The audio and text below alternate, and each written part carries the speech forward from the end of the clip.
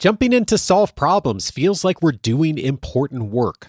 The issue is that leaders need to be enabling work, both for scale and to grow the skills of others. In this episode, how to get out of the trap of solving your team's problems for them. This is Coaching for Leaders, episode 764. Produced by Innovate Learning, maximizing human potential. Greetings to you from Orange County, California. This is Coaching for Leaders, and I'm your host, Dave Stachowiak. Leaders aren't born, they're made. And this weekly show helps you discover leadership wisdom through insightful conversations. I have had the privilege for so many years of talking to so many of our members and listeners who are part of our community. And one of the words that comes up regularly in my thinking about our audience is compassionate, how compassionate that people are in their work as human beings, but also, of course, with their teams and in supporting others. And it is a wonderful strength to have as a leader. And like any strength, if we over-index on it, it can become a liability for us. And one of the ways that it can sometimes become a bit of a liability is we jump in too much to help. Today, a conversation on how we can balance the compassion that we all have and to do it in a way that actually is compassionate and kind and helps people to grow. I am so pleased to welcome Elizabeth Lotardo to the show. She is a consultant, writer, and online instructor who helps organizations drive emotional engagement. Elizabeth writes for Harvard Business Review, is a top voice on LinkedIn, and the author of Leading Yourself, Find More Joy, Meaning, and Opportunities in the Job You Already Have. She's also the author of the Harvard Business Review article, Stop Solving Your Team's Problems for Them. Elizabeth, so glad to have you on. Thanks for having me, Dave. I found the article that I just mentioned in HBR, and I was like, oh, this is lovely, so lovely. And I was thinking about what you've wrote in our discussion today, and I have a bit of a theory.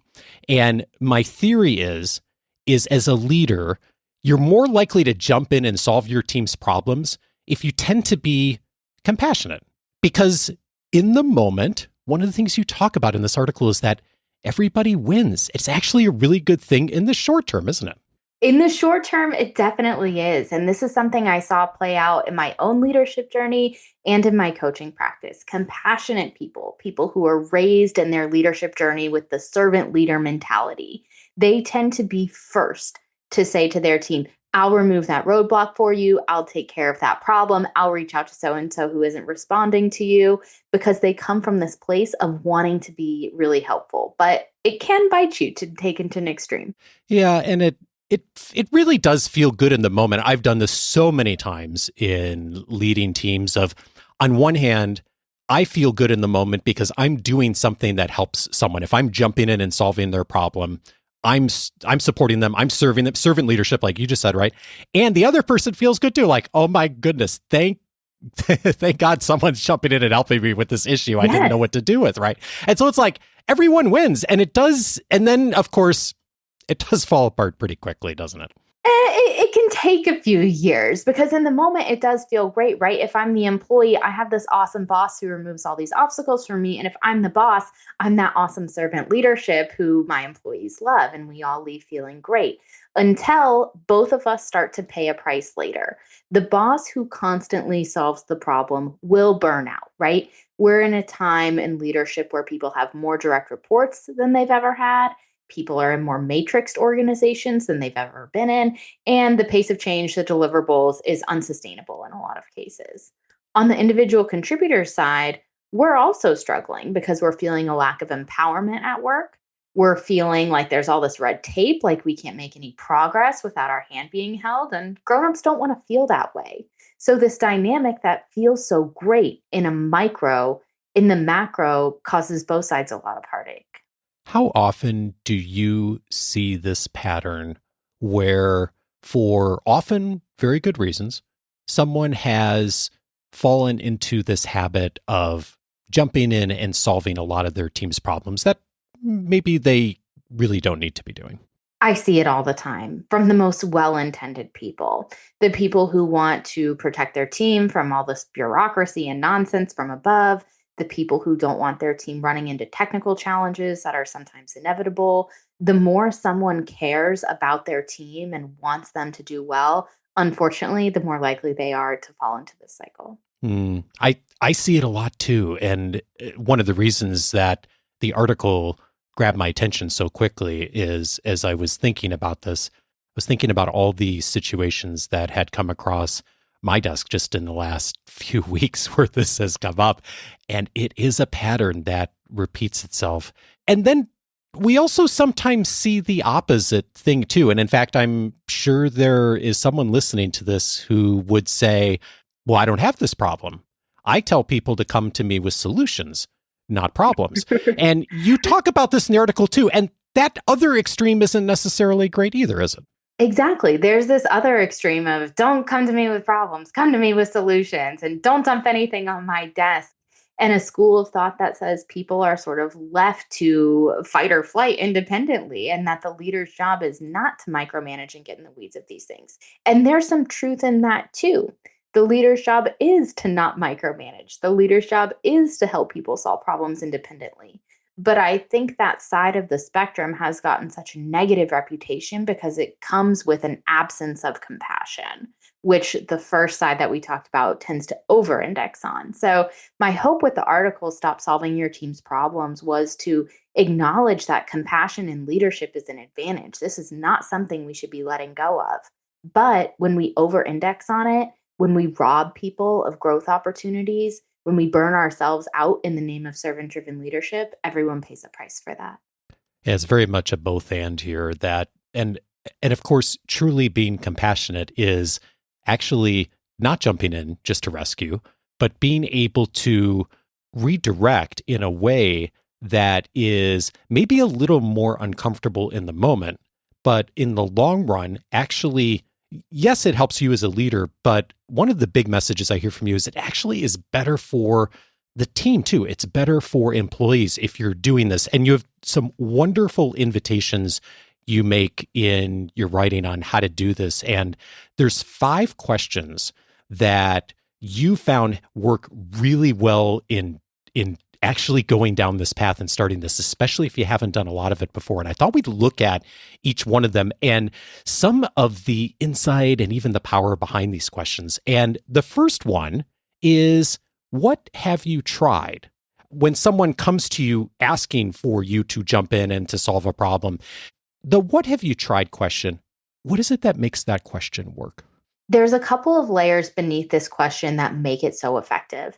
The first is, in the question is an assumption that employees have the ability to act, right? If I'm asking, what have you tried? Baked into that is you and I's shared belief that you can do things in this organization, right? You don't need to come to me to make progress. Also, in that question is how should I phrase this? In the question is an invitation to say nothing. And I think that's really important if you are new onto this, prompting your employees to solve their own problems journey. It's not a 180. And as a leader, the more you can give space, or, oh, I haven't tried anything yet. Oh, I thought about this, but I wanted to run it by you, or I'm not sure what we should do, right? We're opening the door to a conversation as opposed to only come to me with the solution. So I think that question is sort of the softball entry point to build in belief that you have authority, you can do things, I believe in you to make progress. And also, it's okay if you haven't yet. Let's tackle it together. I've had a number of our members over the years that we have tried a question, either this exact question or a question like it. And intellectually, they're all bought in. Like, oh, I should be asking that question more. What have you tried? And you alluded to this a moment ago, that something that I see them run into pretty quickly is they'll ask this question and their employee sort of looks at them strangely, and it's super awkward, especially the first couple of times. And they often will come back to me or some of our other members working with say, oh, this is not feeling right at all because I'm getting like I'm asking people and it's super awkward. And that isn't necessarily a bad thing, is it? An awkward blank stare is not a sign you shouldn't be asking this question. It is reinforcement that you should be asking that question. Ah. Because beneath that blank stare is often people assuming that they don't have permission to act, people feeling a sense of disempowerment, people feeling like they need their handhold, that making a move is too risky. So if you are being met with this, I don't know, this is awkward, that is your sign that something needs to change, and you should be asking the question more frequently, even though it's awkward, which it will become less so over time, instead of avoiding the question. And of course, people, if this dynamic has emerged in your organization where you're jumping in and solving problems, people are used to you doing that, right? Yeah, you teach people how to treat you. Yeah. It happens in an individual sense, a leader who's constantly running around solving problems for their team. And it also happens culturally on an entire organizational level where middle management bears the brunt of all these problems. And that's just how it goes.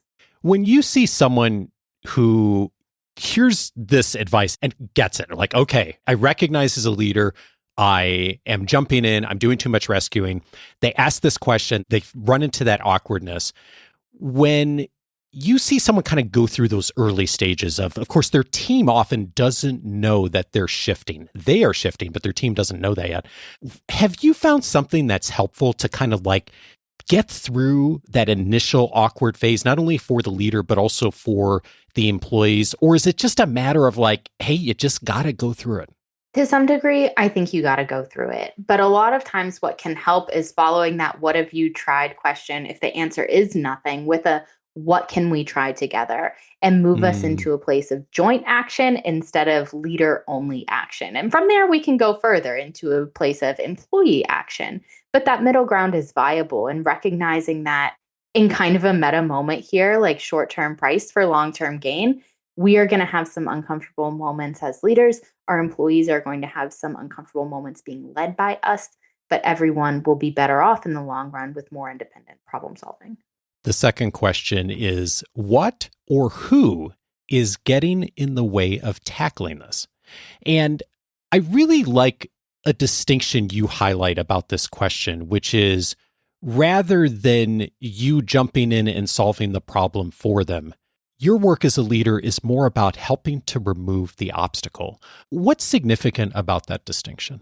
What I saw in my coaching practice is two challenges leaders run into. One, they end up with a lot of the same problem, just like different flavors of the same core issue.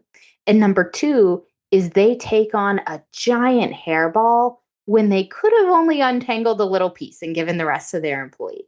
So, what I hope to do with that question was provide space for leaders to identify some thematic challenges, right? Is it always another department? Is it always this vendor? And those things are easy to miss in the cadence of day-to-day business, right? We're firefighting, there's thing after thing after thing. We miss the pattern.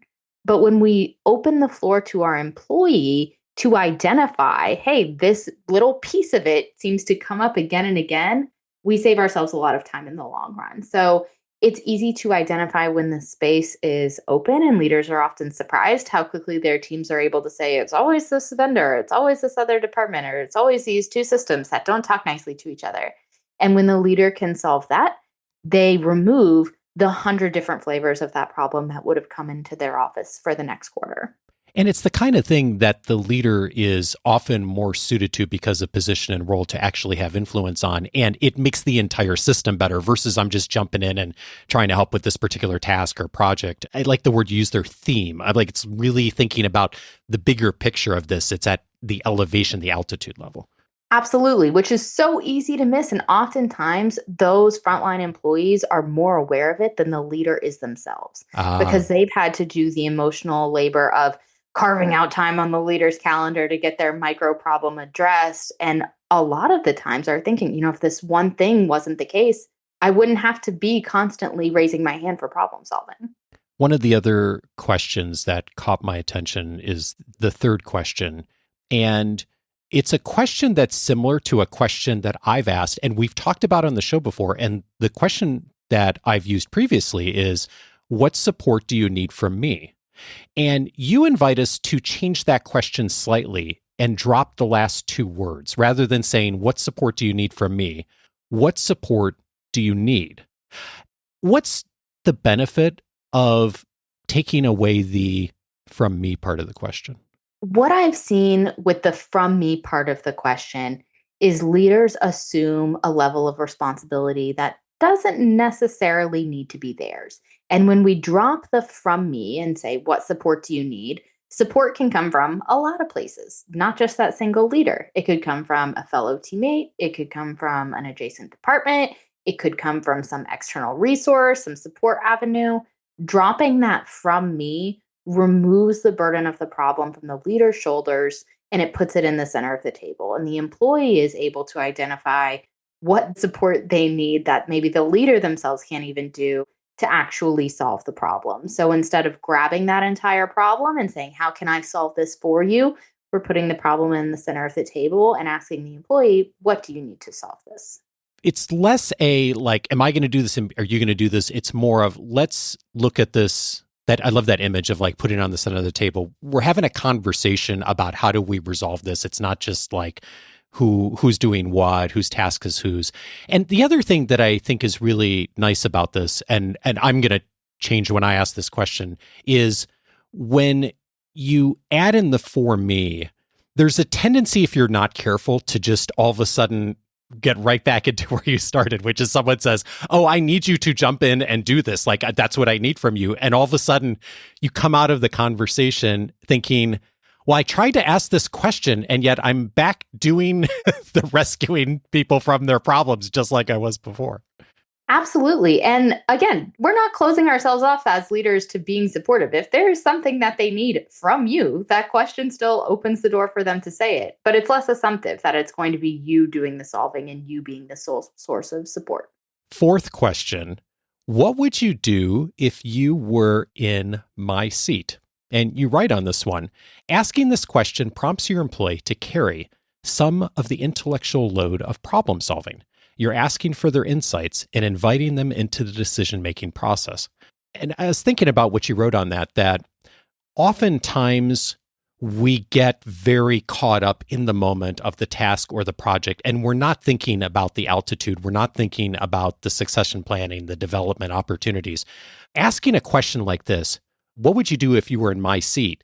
It prompts a little bit more of that higher level decision-making. And even if someone hasn't thought about that before, it at least raises the awareness of like, okay, there's a bigger picture to this versus just the task that's at hand. Right. Intellectual load is a thing and problem solving takes time. So I'll tell you where this question first came to me. I was coaching a customer success leader who was really burnt out, underwater, working 10, 12-hour days back to back on pretty low level customer escalations because their team was stuck in this pattern of the second a customer has a problem, which is like a lot of the time in customer success, despite the name, that problem gets lobbed to the customer success leader. So the customer success leader was experiencing problem after problem after problem and doing their best to solve all of them because they cared about their team. They didn't want their team to be underwater. But because they were so overwhelmed, the problem solving took time. And their team was starting to get frustrated. They felt like, I passed my boss this customer escalation 2 days ago. Nothing has been done on it. The customer is still in my ear. So employees became resentful, despite the best noble intentions of their leader to solve all the problems. And what I saw in that is a lack of appreciation for the leader. Employees had no idea what it was taking to solve these customer complaints, how many cross-departmental communications were involved, the politics, the red tape, the sign-off, and they had no pathway to do that themselves because problem solving was happening in isolation. The leader was doing it alone. And despite everyone's good intentions, became really frustrated with each other. And what I hope to do with that question, what would you do if you were in my seat, was get out ahead of some of that to show individual teammates that, hey, problem solving is a thing.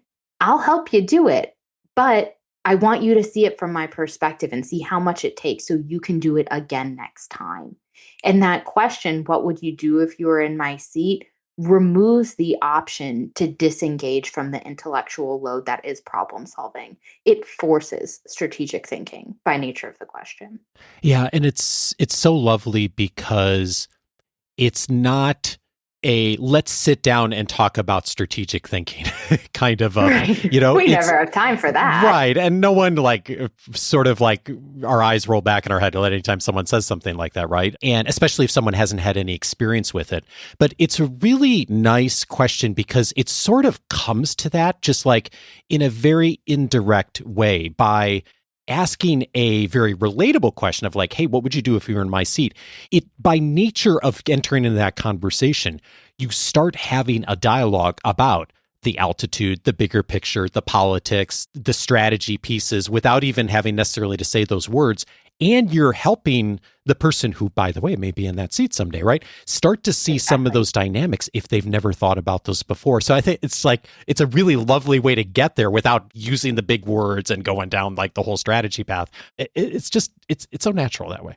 What I love that you picked up on in that question, and what I tried to do with all of these questions, was lay this narrative of boss to employee conveying through questioning, I believe in you. I trust your judgment. You can do this. You have the skills to solve this problem, without leaving them high and dry. Like that, don't come to me with problems, come to me with solutions narrative tends to do. To find that sweet spot of this isn't going to be comfortable and easy for you all the time, but I'm right here with you through it. And to come all the way back to where we started, that really is compassion, right? Everything you just said, compassion is not really, let me jump in and solve this problem for you. That feels nice in the moment, but real compassion is everything you just said of let me actually help you to grow the skill set and let's work on this together as a team to do this in partnership and to have a higher level conversation. And by asking these questions, you're just more likely to get there. Absolutely. And managers are burned out. Part of this 5-question framework was born from wanting to see compassion stay in the workplace, but also recognizing that the path of leadership problem solving that we are on in so many organizations is not sustainable. There was some new reporting from Gallup that says middle managers are declining the most rapid rate in terms of employee engagement. They are the most at risk for burnout. They are most at risk for a health problem related to their burnout. The volume of tasks on their plate has to decrease. And we need a pathway for that to happen that doesn't involve abandoning compassion in the servant-driven leadership mindset that built so many amazing cultures. The final question, is there anything else I should know? That is a really open-ended question. What do you get by asking it? What you get by asking, is there anything else I should know, is number one, information that may have been missed. Yeah. But number two, a way for awareness and problem ownership to decouple. A lot of the times, and I've seen this time and time again, I'm guilty of doing it myself. An employee will bring a problem into their boss's office because they don't want the boss to be surprised by that problem.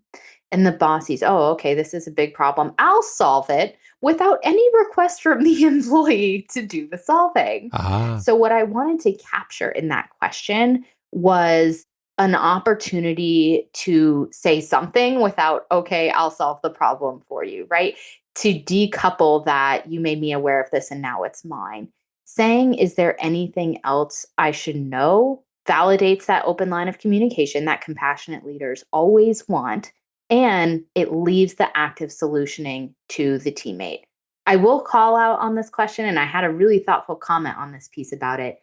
If you ask this question first, and you're in a habit of reflexive problem solving, people will assume that the problem is staying with you. So there's a reason this question is number 5, because building that muscle of what have you tried, who or what is getting in the way of tackling this, what supports you need, that is the foundational level to debunk this assumption that the problem stays in the leader's office. And the spirit of what you just said also reminds me that sometimes someone's coming in with a situation or a complaint or a frustration, and they don't want you to solve it. They're not asking for help. Right. They just need someone to hear them and be present with them. And this question really allows for that if that is indeed the situation that they're showing up with. Absolutely. And we've all been in a personal situation, right? You go after work, you had a really frustrating day to your spouse, your parent, your friend, whoever it is, and you describe your problems and they start solutioning for you. And in your head, you're annoyed because you're like, I didn't ask you to solve it. Yeah. right? Yeah. You're not the best person to solve this. Maybe you don't know how to solve it. Maybe you are the best person to solve it, but I'm not ready for that right now. Opening that space for thanks for keeping me in the loop. Is there anything else I should know? That can get out ahead of that. Yeah, indeed. You've been developing these questions for a long time. You've used them in so many situations, invited people to be able to do this in order to develop others, and also to, by the way, take a little bit of the workload off the manager. So many managers are overwhelmed. That's part of the reason. It's not just for the development of the team. It's also to be able to manage time better so the leader can stay at altitude. As you've gotten into the practice of inviting people to ask these questions, I'm curious, what have you changed your mind on? If there's an expression in publishing, you may have heard it. If you want to know what a writer struggles with, look at the title of their work. Oh, And that is certainly the case for me. I am a reflexive problem solver. I want the people around me, whether it's the team who works for me, whether it's my kid, whether it's the people in my neighborhood, I don't want them to experience discomfort. And early in my leadership journey, I thought the best way to support them was to remove that discomfort and take it on myself and do it all. And I quickly realized in sort of every facet that I was doing more harm than good. Though my intentions were noble, my actions weren't actually serving the people I cared so much about in the way they needed to be served. And the more I could inspire independent problem solving, the more I could create ownership, the more I could convey my belief that, hey, you can do this through questions, the better everyone would be and the less overwhelmed I would be. So, sort of seeing that phenomenon play out in so many different lanes led me to the path of this article of how leaders can hold on to compassion, validate the noble intent that they have, and coach their teams towards more independent problem solving. Elizabeth Lotardo is the author of Leading Yourself, Find More Joy, Meaning, and Opportunities in the Job You Already Have, and also author of the Harvard Business Review article, Stop Solving Your Team's Problems for Them. Elizabeth, thank you so much for sharing your work with us. Thanks for having me, Dave. If this conversation was helpful to you, 3 related episodes I'd recommend. One of them is episode 284, The Way to Stop Rescuing People from Their Problems. Michael Bungay Stanier was my guest on that episode, author of The Coaching Habit.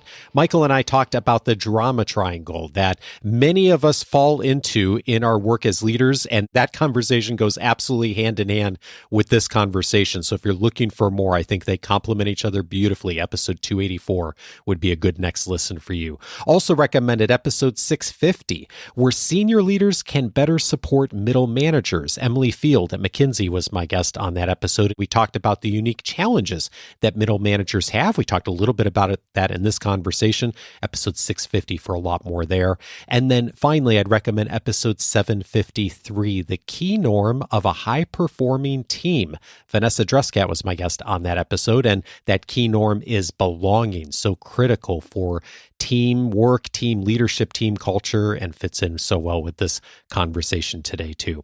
All of those episodes you can find on the coachingforleaders.com website, and I'm inviting you to go over there today because I just got a note from Spotify the last couple of weeks about some of the stats from our show, and one of the things they told me is that Coaching for Leaders has received more shares in the last year than 99% of other podcasts.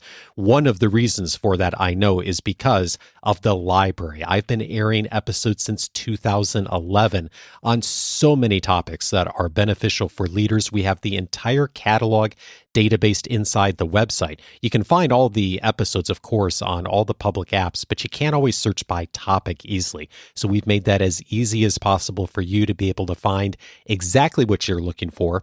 To do that, just go over to coachingforleaders.com, set up your free membership. When you do, you'll get access to the entire episode library, searchable by topic, plus tons more resources inside, including all of our free audio courses, my personal notes, my personal library, and much more. Coachingforleaders.com is where you can set that up. Coaching for Leaders is edited by Andrew Kroger, and the name you are used to hearing in that place is Sierra Priest. Sierra is leaving us after many years of supporting us as our production assistant, both for Bonnie and myself. We have known Sierra for I don't know how many years now. She was one of Bonnie's students years ago. She helped watch our kids when they were young. She has done a number of projects for us over the years, and our longest running project with her is her serving us as our production support assistant for all of these years. Sierra has done so much to help this show continue to air on time with the quality that you come to expect. And it is a huge loss for us to be having her transition away from us. But she is moving on to a new season in her career as an educator, as she's been doing for a number of years and focusing time on family. We are so excited for her. We will miss her. Sierra, we love you. Thank you for all you've done to support us. And I know Carolina is going to do a fabulous job stepping into your big shoes. Next week on Monday, we're back for the next new episode. Marty Dubin is joining with us on what may be holding you back as a leader. Join me for that conversation with Marty. Have a great week and see you back next Monday.